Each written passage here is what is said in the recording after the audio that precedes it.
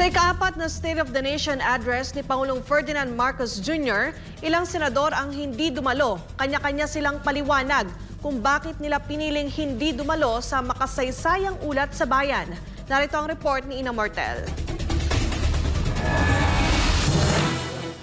Hindi dumalo sina Senator Amy Marcos, Senator Robin Hood Padilla, Senator Ronald Bato de la Rosa at Senator Christopher Bongo sa SONA ni Pangulong Bongbong Marcos Jr. ngayong taon. Sa kabila ng kanilang hindi pagharap sa taunang ulat sa bayan, idiniin ng mga senador ang kani-kanilang paninindigan at mas agarang tungkulin para sa bayan. Sa isang press conference matapos ang pagbubukas ng unang regular session ng 20th Congress, ipinaliwanag ni Senator Amy Marcos na mas pinili niyang tumutok sa relief operations para sa mga nasalanta ng mga nagdaang bagyo. Para sa akin, ako personally, talagang ayoko pumunta kasi may napakaraming dapat gawin na para sa akin, urgent and important.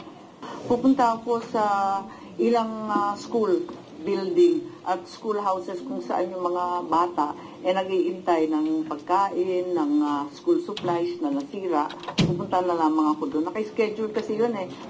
Ayon sa senadora, bahagi rin ng kanyang desisyon ang pakikiisa sa Duterte Bloc, isang grupo ng mga kaalyadong senador ni na dating Pangulong Rodrigo Duterte na una nang nagpahayag ng hindi pagdalo sa SONA. Sa panig naman ni Senator Ronald Bato de la Rosa, tahas ang sinabi nitong mas piniling huwag dumalo upang maiwasan ang anying pagpaplastikan. Samantala, naglabas din ng pahayag si Senator Robin Hood Padilla.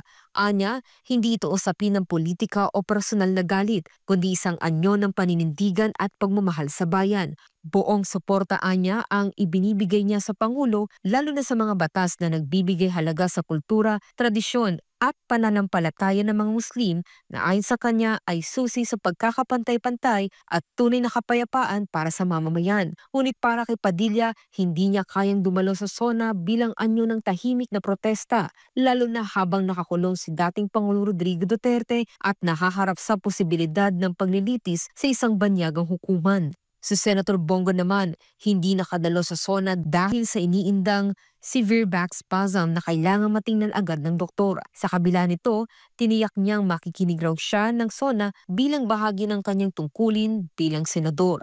Samantala, buong suporta rin ang ibinigay ng Duterte Bloc kay Senator Cheese Escudero sa kanyang muling pag-upo bilang Senate President sa pagbubukas ng 20th Congress. Para sa Diyos at sa Pilipinas kong mahal, to si Ina Mortel, SMNA News.